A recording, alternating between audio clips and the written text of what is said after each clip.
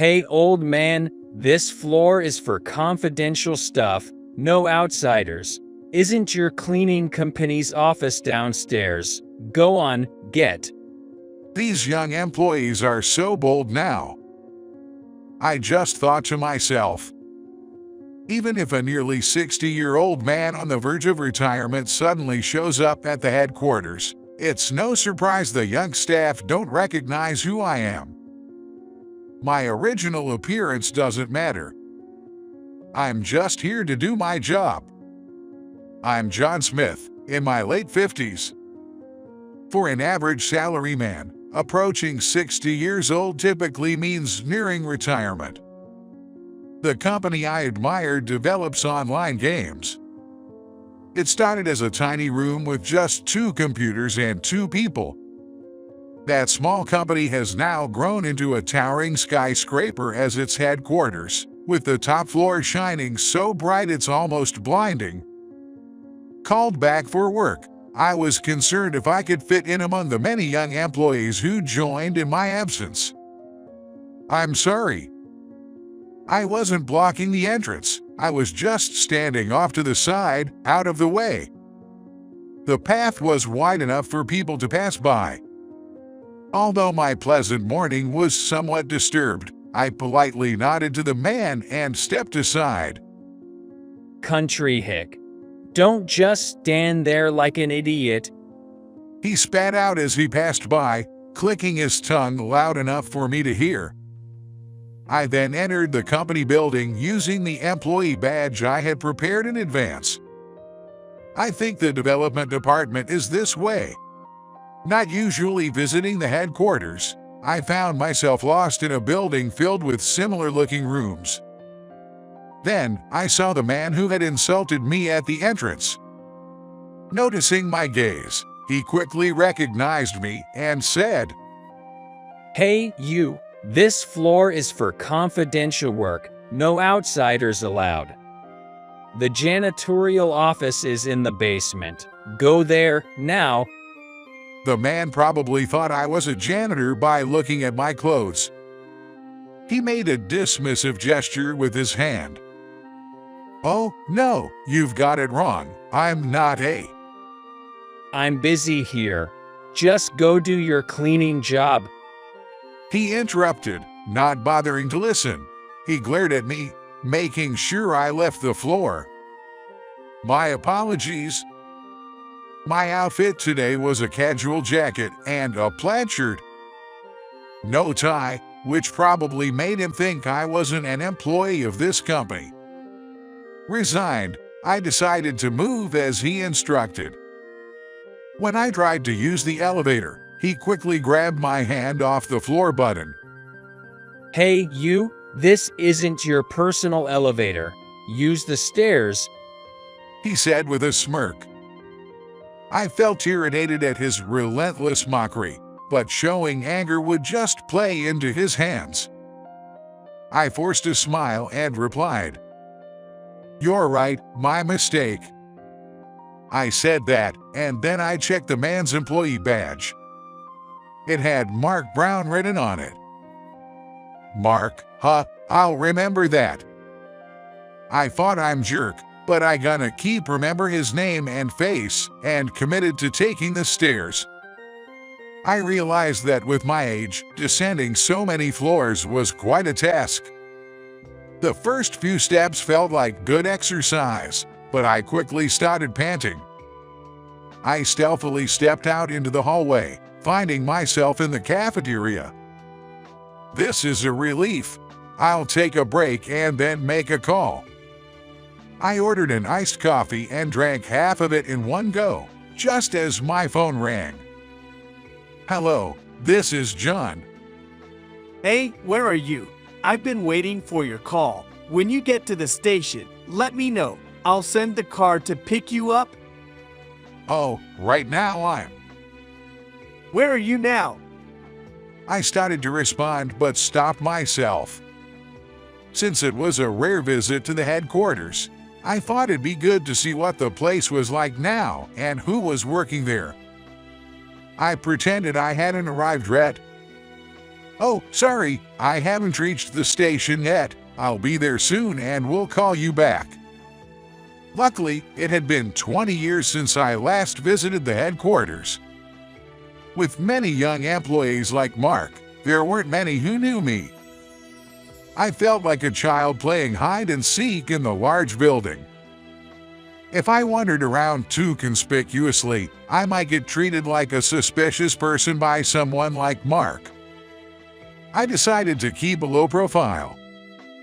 Then, a woman arrived. She seemed to have some business with the chef in the cafeteria. From her attire and demeanor, she appeared to be a woman in her late 30s. Wearing a suit perfectly, she looked like a CEO's secretary, perhaps. Carrying a planner and a tablet, she had the air of a competent professional. She walked towards the chef, her heels clicking, and said, "Good morning. We have an important guest for the CEO today, so please prepare 2 portions of the usual lunch." To me, usually in the countryside, she seemed like someone out of a TV drama. I thought to myself, the CEO sure knows how to pick people, as I watched her. She noticed my gaze and looked back. After a moment of puzzlement, she nodded politely and greeted me. "Good morning, sir. May I help you with anything?" She asked me that, probably because I looked uneasy. "Good morning. No, I'm just taking a break before work. Please, don't mind me." Even if told not to worry, seeing an unfamiliar face in the office would naturally raise concern. Although the cafeteria is open to everyone, she was looking at me as if I were a suspicious person. After getting off the elevator, Sharon explained the development department is at the end of this floor, and then he returned to his own workplace. I couldn't just boldly enter a room as a stranger, so I looked around cautiously. Then, I heard a loud voice from a meeting room. "Mark, again. Please, enough of this. You'll get caught someday." I quietly moved closer to eavesdrop. I decided to move quietly so as not to get caught and listen in on the conversation. Do you even know who you're talking to? I could have you thrown out of the development department in no time. Peeking into the room, I saw Mark, the same man who had complained to me earlier. Was he a higher-up capable of firing people? I wondered about the HR people who hired someone like him. Maybe he had some executive connections. Suddenly, Mark came to where I was hiding, and our eyes met. Hey, cleaner, you're still here. This area is off limits to outsiders. Are you a newbie? Ha! Then go get me a coffee. Now, hurry up. Mark, probably embarrassed to be seen in that situation, yelled at me with visible irritation. "I'm sorry for the disturbance. Understood?" I said, bowing repeatedly. Mark seemed somewhat satisfied and quickly left. Then, the man left in the room approached me. "Are you all right? Really, that guy is rough."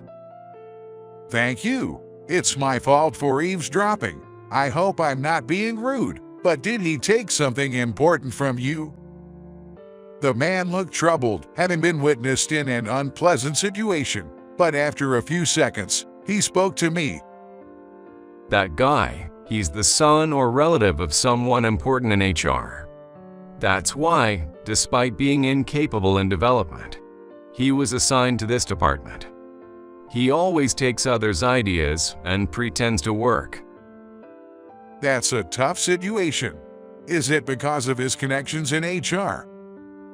"Please keep this between us." He requested, placing his index finger to his lips in a shush gesture. Of course, I won't tell anyone. But doesn't it frustrate you, having your ideas taken? Don't you have a passion for the things you develop? I couldn't help but ask passionately. "It does upset me. But if I refuse, I might get kicked out of development. I love my job, but there's a limit. That's why I've planted a bug in the current data. I can fix it, but Mark definitely can't. It'll be interesting to see what happens. He spoke with a hint of annoyance.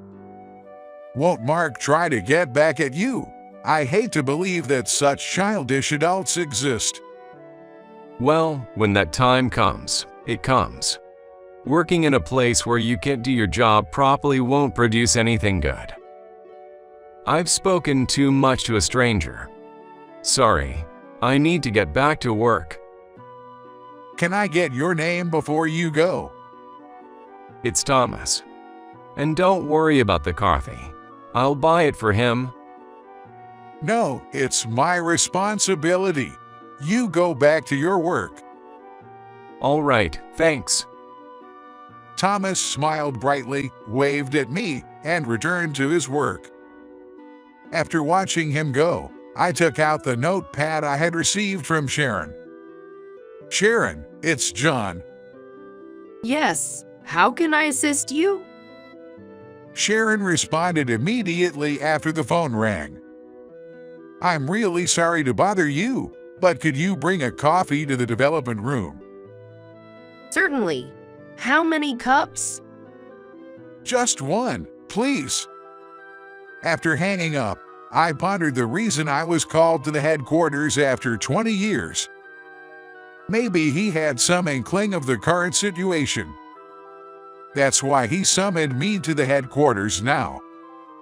I encouraged myself to meet his expectations and reached for the doorknob of the development room.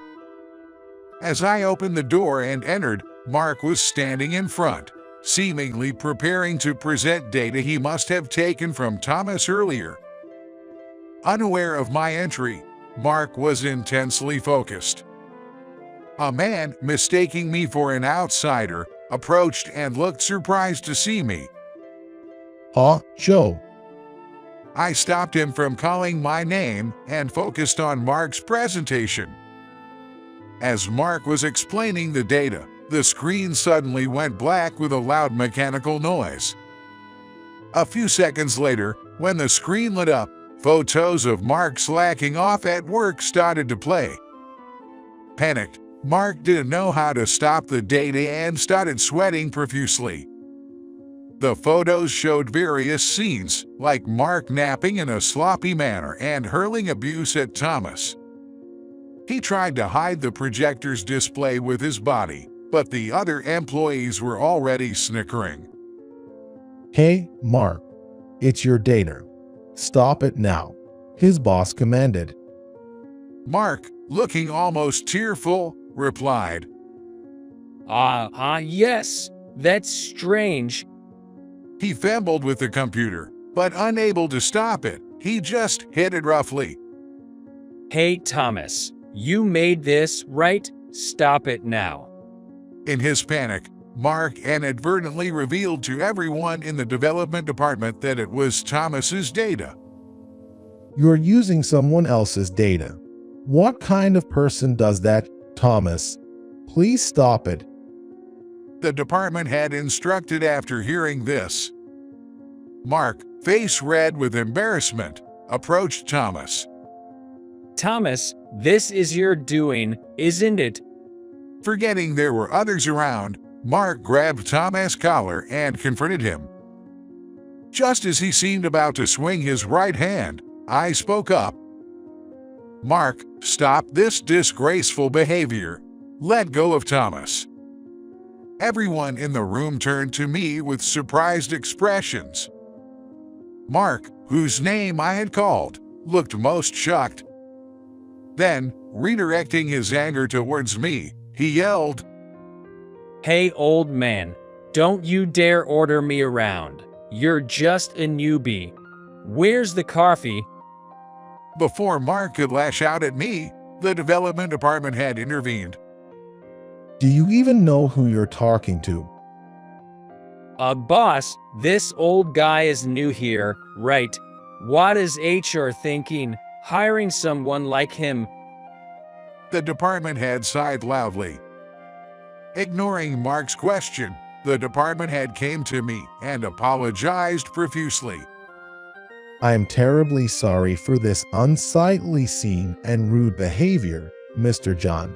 Did you perhaps hear about this from the CEO? Well, I hadn't heard the details, but I had a feeling about what was going on. Just then, Sharon appeared with a single cup of coffee. Excuse me? She said, entering the room and handing me the coffee. Chairman, sorry to keep you waiting.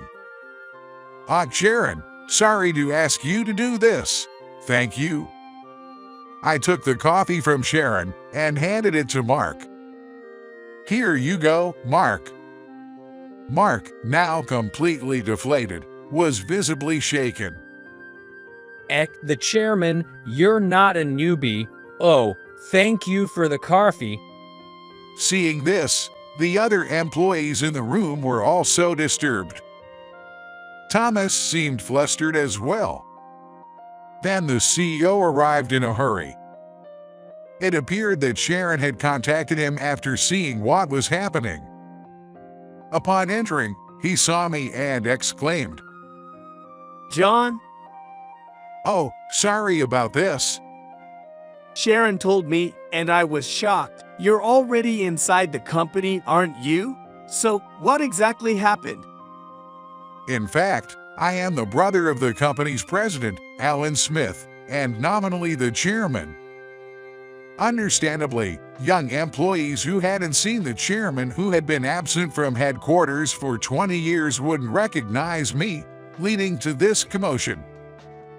Alan, I've taken a look around the development department, and there are quite a few issues. Really? You figured it out already? So, John, I have a favor to ask. Could you come back to the headquarters? I was baffled by the CEO bowing deeply to me. In the past, as brothers who started the company together, I gradually demanded perfection from the growing number of employees, disrupting the harmony in the company. Unable to handle the stress of failure, I often shouted at the staff and made them work late. I was rumored to be a demon named John behind my back. This led to stressed employees losing their motivation to create good products, and the company atmosphere became tense. Seeing Alan, always caught between me and the company, trying to mediate, I suggested stepping away myself. Afterward, I retreated to the countryside, running a small programming school for kids. Before I knew it, Alan had grown the company we started together substantially on his own. He must have had the knack for management. Standing in front of the company building, I had always thought from the bottom of my heart that my decision to step back then was the right one. Though I was surprised to find myself listed as the chairman. By the way, Mark was saying earlier, "I'll kick you out of the development department if you oppose me." What was that about? That's Mark, who had mistaken me for a cleaner and was now shocked to learn I was the president's brother, was trembling. That was just a rumor I spread. I thought if people believed I was related to someone important in HR, they'd treat me better. Well, you're incredible. You have the talent to make people believe lies. It would be great if you could use that talent for something more productive. I never meant to belittle Mark. Honestly, I did think his approach was quite childish. But I was truly impressed by his ability to make people believe in rumors. Yes, I'm sorry, said Mark, about to bow deeply in apology, but I stopped him. Don't apologize to me. You should be apologizing to Thomas, don't you think, after all the things you've done? Mark, looking like he was about to cry, turned to Thomas and bowed his head. Thomas, I'm sorry for everything. I was just envious of your ability to come up with interesting ideas. I'm truly sorry for my actions. Mark. Watching this scene, Alan, the CEO, intervened. So, John, how would you resolve this? Alan looked at me with a scheming expression. All right, I got it. Mark, from now on, I will personally train you. And if you really feel sorry, start supporting Thomas's work. I'm not being fired. Mark, recalling his previous rude behavior, seemed prepared to be dismissed, but I didn't allow that. I love turning those who can't into those who can more than anything else. You're going to change, Mark. As I said this with a cheerful smile, the development department head, who remembered my past, murmured, The demon John is still around. At Demon John, Mark shrank back like a frightened puppy. Even demons mellow with age over 20 years. Said Alan, the CEO, laughing heartily as he left the development department. Demon John, lucky you, Mark. Learn thoroughly. I want to learn from you too. He found Mark's trembling funny but also expressed a desire to learn with him. I'm glad to hear you want to learn from me. Let's start then, Mark. yes, sir. Mark looked at me nervously. As a new member of the development team, I focused on training young talents. Mark was slowly transforming into a capable person, and Thomas had grown surprisingly fond of me. The development department now was filled with laughter, a stark contrast to the tense atmosphere 20 years ago. And here I am, enjoying company life after 20 years. Wondering if even demons soften with age. At nearly 60, I'm having the best time of my life,